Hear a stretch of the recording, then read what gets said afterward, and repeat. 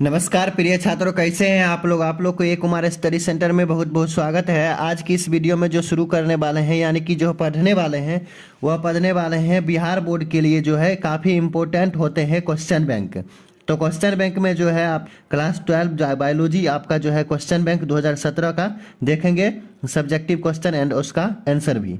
तो आइए यहाँ पे जो है पहला क्वेश्चन को देखना शुरू करते हैं। आप वीडियो पर कंटिन्यू बने रहिए। तो यहाँ पे जो है पहला प्रश्न जो है उसको देखते हैं। डीएनए की संरचना का वर्णन करें, यानी कि डीएनए के स्ट्रक्चर का वर्णन करें। तो यहाँ पे जो है वर्णन करना है। तो आइए देखते हैं वर्णन को। यहाँ पे देखते हैं और समझते हैं संरचना को। तो यहाँ पे डीएनए जो है फुल फॉर्म जो हो जाता है यहाँ पे डीऑक्सीराइबोन्यूक्लिक एसिड, और यहाँ पे डीएनए जो है डीऑक्सीराइबोन्यूक्लियोटाइड का एक लंबा बहुलक है, यानी कि एक लंबा संरचना है, बहुत ही बड़ा चेन रहता है, उसे ही डीएनए कहते हैं। यहाँ पे जो है डीऑक्सीराइबोन्यूक्लियोटाइड का जो है बहुत बड़ा बहुलक है। और डीएनए की संरचना पे जो है यहाँ पे डीएनए दो पॉलीन्यूक्लियोटाइड श्रृंखलाओं का बना होता है। दो पॉलीन्यूक्लियोटाइड जो है न्यूक्लियोटाइड की श्रृंखलाओं का बना होता है, दो एक तरफ और एक उधर से, दो तरफ से मिला के यहाँ पे जो है डीएनए बना होता है। और यहाँ पे देखते हैं न्यूक्लियोटाइड कितने प्रकार के घटक से बने होते हैं। न्यूक्लियोटाइड जो है घटक 3 होते हैं, नाइट्रोजन क्षार, पेंटोस शर्करा और फॉस्फेट समूह। यह 3 प्रकार के यहाँ पे जो है न्यूक्लियोटाइड के घटक होते हैं। तो आई होप कि आप समझते जा रहे हैं संरचना किस तरह से बनता है। और यहाँ पे जो है नाइट्रोजन क्षार को देख लेते हैं, यह कितने प्रकार के होते हैं। तो नाइट्रोजन क्षार जो 2 प्रकार के होते हैं, फ्यूरिन और पिरिमिडिन। जो है पिरिमिडिन 2 प्रकार के होते हैं, थायमीन और साइटोसिन, और फ्यूरिन जो है एडेनिन एवं ग्वानिन, ये 2 प्रकार के भी होते हैं। यहाँ पे जो है तीसरा जो है पेंटोस शर्करा, यानी कि जो है यहाँ पे दूसरा पेंटोस शर्करा डीएनए में डीऑक्सीराइबोस शर्करा पाया जाता है।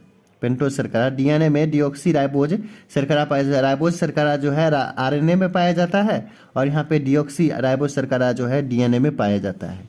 और यहाँ पे तीसरा जो है फॉस्फेट समूह PO4, और यहाँ पे डीएनए का संरचना इसी सब मिलाकर जो है बन जाता है। ये 3 घटक जो है उपस्थित रहते हैं, और इसी से जो है आपको जो प्रक्रिया प्रोसेस के बाद यहाँ पे डीएनए का निर्माण होता है। तो यहाँ पे मूल रूप से डीएनए को देखते हैं। तो डीएनए जो है पॉलीन्यूक्लियोटाइड श्रृंखला है। डीएनए क्या है? तो पॉलीन्यूक्लियोटाइड श्रृंखला है। नाइट्रोजन क्षार के आधार पर, यानी कि नाइट्रोजन क्षार के आधार पर एडेनिन, ग्वानिन, थायमीन, साइटोसिन, ये सब जो है नाइट्रोजन क्षार जो है यहाँ पे इसी के आधार पे न्यूक्लियोटाइड 4 प्रकार के होते हैं। 4 प्रकार के, इन 4 प्रकार के न्यूक्लियोटाइड के अलग अलग क्रम में जुड़ने से अलग अलग क्रम में जब जुड़ जाते हैं तो उसी से पॉलीन्यूक्लियोटाइड श्रृंखला का निर्माण होता है। और पॉलीन्यूक्लियोटाइड श्रृंखला का बना होता है कौन सा चीज़? तो डीएनए। तो पॉलीन्यूक्लियोटाइड श्रृंखला का जब भी निर्माण हो जाता है तो डीएनए का संरचना इस तरह से बन जाता है। तो आई होप कि आप जो है पहला क्वेश्चन आप समझे होंगे, इस तरह से डीएनए की संरचना का वर्णन किस तरह से किया जाता है। 2 नंबर में ये प्रश्न आता है, और ये काफ़ी इंपॉर्टेंट क्वेश्चन है, रिपीटेड हो जाते हैं। क्वेश्चन बैंक का ही क्वेश्चन है लेकिन रिपीटेड हो जाते हैं। तो पहला क्वेश्चन ये रहा।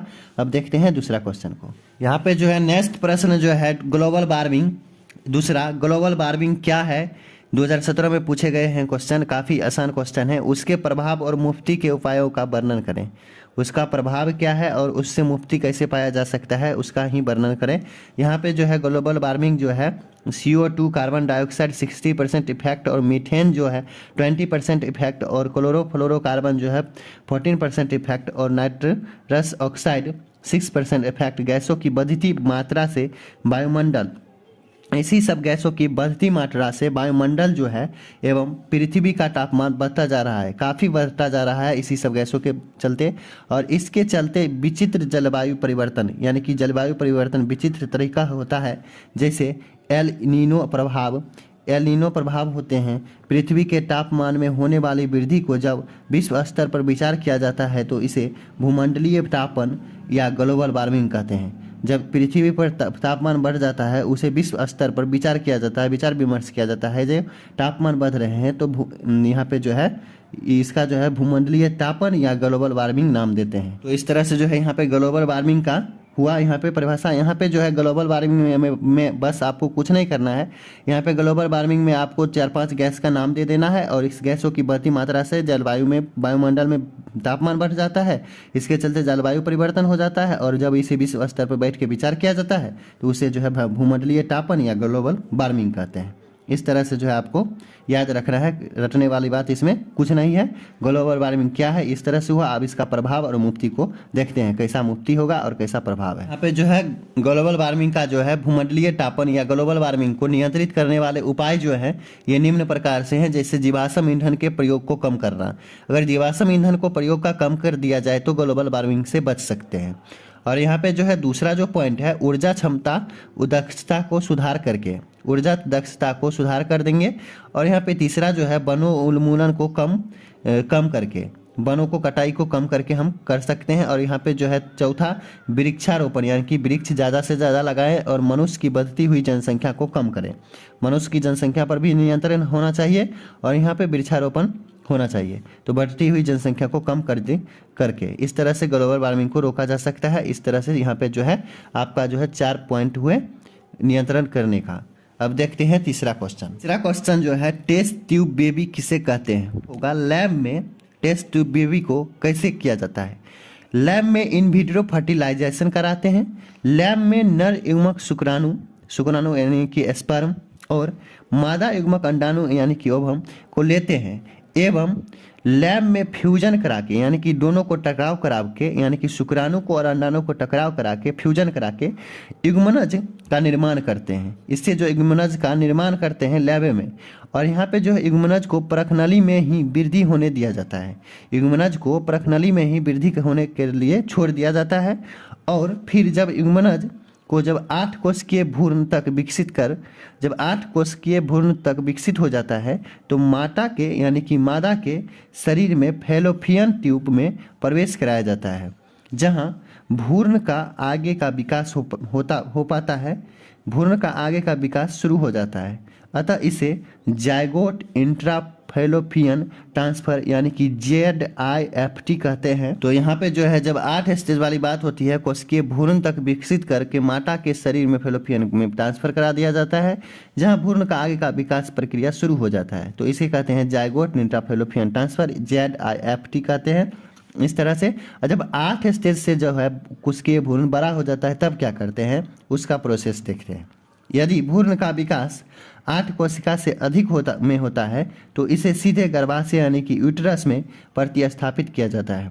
अगर 8 स्टेज से बड़ा 8, 16, 32, 64, 128 तक जो है होता है तो कोशिका से अधिक हो जाता है 8 से ज़्यादा, तो इसे सीधे गर्भाशय यूट्रस में प्रतिस्थापित करा दिया जाता है। इसे इंट्रा यूट्राइन ट्रांसफर यानी कि IUT कहते हैं। सब तरह से जो है टेस्ट ट्यूब बेबी का निर्माण होता है। भारत में सबसे पहले जो है टेस्ट ट्यूब बेबी जो है कुम्हरसा 1986 ईस्वी में मुंबई में पैदा हुई थी। ये ऑब्जेक्टिव क्वेश्चन में काफ़ी इंपॉर्टेंट है और पूछ भी लिए जाते हैं, काफ़ी मोस्ट VBI क्वेश्चन है। भारत में सबसे पहला टेस्ट ट्यूब बेबी कौन हुआ, इस तरह से आपको ऑप्शन में पूछ लिया जाएगा। आपको कुम्हरसा में टिक आउट करना है। और 1986 ईस्वी में इसका अगर जन्म पूछे तो यहाँ पे 1986 ईस्वी में मुंबई में पैदा हुई थी। इस तरह से जो है आपका टेस्ट ट्यूब बेबी का निर्माण होता है। अब देखते हैं चौथा क्वेश्चन। इसी 4 यौन संचारित रोगों के नाम उनके कारक रोगाणुओं के साथ लिखें। तो यौन संचारित रोगों के नाम एवं कारक रोगाणुओं के नाम निम्न हैं, बहुत सारे हो सकते हैं, यहाँ पे 4 को ही लिखना है। तो यहाँ पे जो है रोगों का नाम तो एड्स, हर्पिस, सिफिलिस, गोनोरिया, इस तरह से आपका 4 रोग के नाम हुए। और यहाँ पे जो है इसका जो है कारक रोगाणु तो ह्यूमन इम्यूनो डेफिशिएंसी वायरस, और इसका हर्पिस का जो है सिपेलैक्स, और यहाँ पे तीसरा सिफिलिस का जो है आपका टेट्रोनेमा पैलिडियम बैक्टीरिया, इसके कारण सिफिलिस होता है। और यहाँ पे चौथा नेसेरिया गोनोरी बैक्टीरिया, गोनोरिया का जो है ये कारक हैं। और इस तरह से जो आपका 4 रोग और 4 कारक हुए। इस तरह से 4 क्वेश्चन का आंसर मिल गया आपको। अब देखते हैं 5वां क्वेश्चन। शुक्राणु जनन एवं अंड जनन के बीच अंतर स्पष्ट करें। तो शुक्राणु जनन और अंड जनन के बीच अंतर निम्न है। शुक्राणु जनन इस तरफ और अंडाणु जनन इस तरफ। जब भी आपको अंतर वाला क्वेश्चन पूछे एग्जाम में तो आपको बस शुक्राणु जनन, अंडाणु जनन, जैसे कि RNA एवं DNA में अंतर बताएं, शुक्राणु जनन एवं अंडाणु जनन में अंतर बताएं, विषाणु और जीवाणु में अंतर बताएं। इस तरह से काफ़ी क्वेश्चन अगर पूछा जाए तो इसमें आपको शुक्राणु जनन और अंडाणु जनन के बीच अंतर निम्न है, इस तरह से लिख देना है। और यहाँ पे शुक्राणु जनन इस तरफ और अंडाणु जनन इस तरफ, और यहाँ पे काफ़ी खूबसूरत देखने में लगते हैं। यहाँ पे जो है पहला जो होगा अंतर, यह विरसन के अंदर पाया जाता है, यह अंडाशय के अंदर पाया जाता है अंडाणुजनन में। इसमें शुक्राणु का निर्माण होता है, इसमें अंडाणु का निर्माण होता है। इसमें एक प्राइमरी स्पर्मेटोसाइट से शुक्राणु का निर्माण होता है और इसमें एक प्राइमरी ओसाइट से आपका जो है अंडाणु का निर्माण होता है। इसमें अंडाणु वाली बात होगी, इसमें शुक्राणु वाली बात होगी। इस तरह से आपका शुक्राणु जनन का अंतर और यहाँ पे अंडाणु जनन का अंतर मिल गया। छठा क्वेश्चन, रक्त के कार्य बताएं। रक्त काफ़ी इम्पोर्टेंट है और शारीरिक में भी रहना चाहिए रक्त। तो रक्त के कार्य निम्न है। रक्त एक तरल संयोजी ऊतक है, तरल संयोजी ऊतक जिसका पीएच मान 7.4 क्षारीय होता है। एक वयस्क मानक में औसतन 5 से 6 लीटर रक्त रहना चाहिए। और रक्त के कार्य जो है यहाँ पे देखते हैं। पहले रक्त के बारे में देखें कि रक्त क्या है, अब देखते हैं रक्त के कार्य। यह शरीर का तापमान बनाए रखता है, तापमान को नियंत्रित करता है। और यहाँ पे जो है रक्त में फाइब्रिनोजन पाया जाता है, जो शरीर के किसी भी बाहरी भाग में चोट लग जाए, कट जाए, फट जाए तो रक्त बहना शुरू हो जाता है। तो रक्त को बाहरी भाग में थक्का बनाने में मदद करता है, जिससे रक्त का बहना रुक जाता है। अगर ये फाइब्रिनोजन ना रहे तो रक्त ना रुके, इसलिए जो शरीर के बाहरी भाग में कट जाते हैं, कट जाने पर थक्का बनाने में मदद करता है, जिससे रक्त का बहना रुक जाता है। और तीसरा जो है, रक्त में पाए जाने वाला WBC वाइट ब्लड सेल्स शरीर को रोगों के संक्रमण से बचाता है। और चौथा, रक्त में पाए जाने वाला RBC यानी कि रेड ब्लड सेल्स रक्त में O2 तथा CO2 का स्थानांतरण करने का कार्य करता है। इस तरह से आपका रक्त का कार्य हुआ। अब देखते हैं 7वां क्वेश्चन, 7 मरुस्थलीय पौधों के पारिस्थितिक अनुकूलन का उल्लेख करें। तो मरुस्थलीय या शुष्क पौधों, मरुस्थलीय का जो है आप शुष्क पौधों की पत्तियों में निम्नलिखित अनुकूलन पाए जाते हैं। तो पहला अनुकूलन देखते हैं। तो पत्तियां छोटी होती है, सल्क पत्र या कांटों के रूप में परिवर्तित हो जाती है, जिससे से कम जल की क्षति बाष्पोत्सर्जन द्वारा होता है। ये पहला अनुकूलन हुआ। अब देखते हैं दूसरा अनुकूलन। दूसरा अनुकूलन जो है पत्तियों में जल संचय करने का योग ऊतक होते हैं। और तीसरा, रंध्र स्टोमेटल कैविटी में धंसे रहते हैं। नागफनी, इक्रोबेरिया, आर्जेमोन, एकेसिया आदि जीरोफाइट के उदाहरण हैं। इसके जो है जल अनुकूलन के उदाहरण हैं। 8वां क्वेश्चन जो है, DNA संप्रेक्षक प्रोब क्या है? जैव प्रौद्योगिकी में इसके उपयोग बतावें। तो DNA प्रोब या संप्रेक्षक का इस्तेमाल रिकॉम्बिनेंट DNA को बनाने में किया जाता है। रिकॉम्बिनेंट यानी पुनः। रिकॉम्बिनेंट DNA जैव प्रौद्योगिकी के क्षेत्र में बहुत उपयोगी है। आनुवांशिक प्रौद्योगिकी प्रोकैरियोटिक और यूकैरियोटिक DNA का मिश्रित रूप है, जो DNA के अणु के विभाजन को सम्मिलित करता है। इसका उद्देश्य एक खास DNA खंड को अलग करना और उसे ऐच्छिक स्थिति पर दूसरे DNA अणु में इंसुलेट करना होता है। नए तैयार उत्पाद को rDNA कहा जाता है और इस RNA-DNA को बनाने में जो मददगार होता है उसे DNA प्रोब कहते हैं। इस तरह से जो है आपका DNA प्रोब हुआ। अब देखते हैं जैव प्रौद्योगिकी में DNA प्रोब का इस्तेमाल किस तरह से किया जाता है, निम्नलिखित कार्यों में होता है। तो यहाँ पे देखते हैं कौन कौन का कार्य है और जैव प्रौद्योगिकी में DNA प्रोब का इस्तेमाल किस तरह से होता है। यहाँ पे पहला जो इस्तेमाल होता है बीटी कोडोन बनाने में, दूसरा तंबाकू बनाने में, तीसरा फ्लेवर सेवर टमाटर बनाने में और चौथा गोल्डन राइस बनाने में। जो है 9वां क्वेश्चन, जैव विविधता की परिभाषा लिखें एवं इसके महत्व को बताएं। तो जैव विविधता किसी विशेष क्षेत्र समस्त जीवों, जातियों एवं परितंत्रों का संग्रह है। इसके 3 स्तर होते हैं। तो कौन सा? तो जीन स्तर, दूसरा जातीय स्तर, तीसरा सामुदायिक या परितंत्र स्तर। इस तरह से हुआ। अब देखते हैं इसका महत्व को। महत्व निम्नलिखित हैं जैव विविधता के। जैविक विविधता का अमाप जाने बिना ही हम इसे खोते जा रहे हैं, यानी कि अमाप जाने बिना ही इसे हम खत्म कर रहे हैं, खोए जा रहे हैं जैव विविधता का। और जैव विविधता मानव को भोजन तथा नई फसलें स्रोत देती है। और तीसरा, ये हमें कई दवाएं, पेट्रोलियम के स्थानपन्न स्रोत देती है। और इस तरह से यहाँ पे महत्वपूर्ण है जैव विविधता महत्व निम्नलिखित है। 10वां क्वेश्चन जो है, नेक्स्ट क्वेश्चन, बाध्यकरण क्या है, इसके तरीकों का उल्लेख करें। तो अनचाहे गर्भ यानी कि गर्भ की कोई इच्छा ना हो तो अनचाहे गर्भ निरोधक शल्य क्रिया विधि बाध्यकरण कहलाती है। और यहाँ पे पहला तरीका जो है पुरुष में क्या होगा और स्त्री में क्या होगा, उस दोनों को देखते हैं।